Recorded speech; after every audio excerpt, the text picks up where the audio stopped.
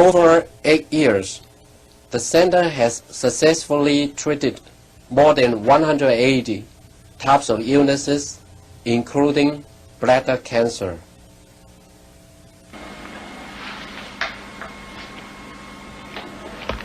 看到了没有？就是在这个膀胱三角球的左侧有和一个压弧，这么一个。给它上。现在写的是发气，各位老师，咱们一块用里面发气。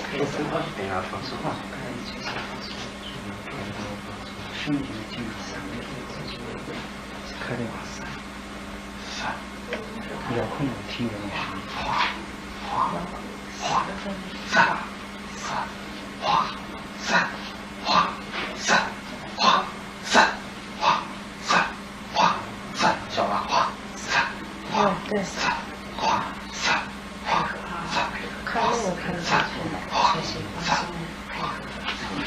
您就想着一下就彻底散了。放松，你放松啊，老师在这儿散散散哗。散哗散哗散哗散哗散，小了站正，哗散哗散，没了没了没了没了没了没了没了没了没了，再站正，哗散没了没了没了没了没了，哗站正没了没了没了好没了没了没了散散散再站正散散消除场散没了没了没了没了没了把场打破没了没了没了没了没了好了没了好了没了没了好嘞好。2个能看出来，这是您几秒？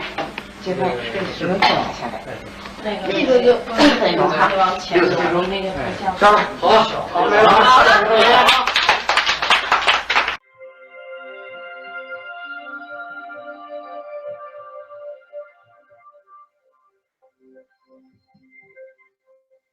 So any discussion regarding this feeling-based prayer, this lost mode of prayer, sometimes seems a little more than academic until we can actually apply it in our lives or see it applied in our lives.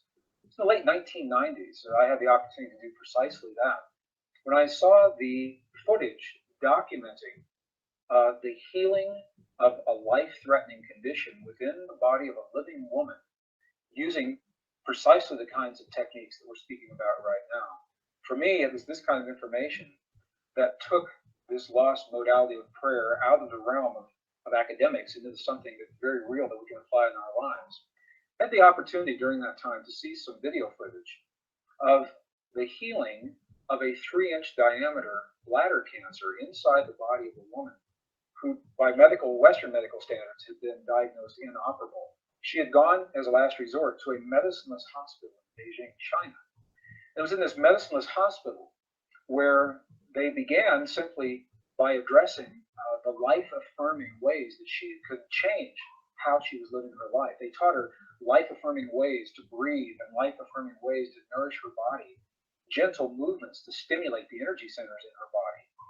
And as she was doing these and strengthening her body, at one point it made sense to undergo a process. Now I'd like to share this. I'd like to describe it to you as a very potent example of how the feeling world inside of our bodies has a direct effect, in this case, a very graphic effect on the world beyond our bodies. So in the video documentation, the film shows a woman lying on in a hospital room. She's fully awake, she's fully conscious, she believes in the process that's about to happen. Before her, there is an ultrasound technician who is running an ultrasound line over her lower abdomen that we can see on a split screen television. And on the left-hand side of the screen, they do a snapshot, a freeze frame of an instant in time for reference. The condition looked like in that instant in time. On the right-hand side of the screen, we are able to watch real time as 3 practitioners stand behind her, working with the energy in her body and with the feelings in their bodies. And what they do is they begin to chant a word that to them they've agreed upon, that reinforces the feeling within them that she's already healed. The chant essentially says already healed, already done. And as they begin to have this feeling and to say these words among themselves, on the computer screen, on the television screen, we can watch in real time this cancerous tumor as it disappears in less than 3 minutes real time. It's not like time lapse on a documentary where you see a rose unfold in 30 seconds, and it's something that normally takes days. This literally happens in less than 3 minutes. Her body responded to the feelings of the practitioners who were trained to have the kind of feelings they were having. And all they were feeling was the feeling of what it feels like to be in the presence of a woman who is already healed, fully enabled, fully capacitated. They were not seeing her as a woman who was sick, and they weren't saying, bad cancer, you've got to go away.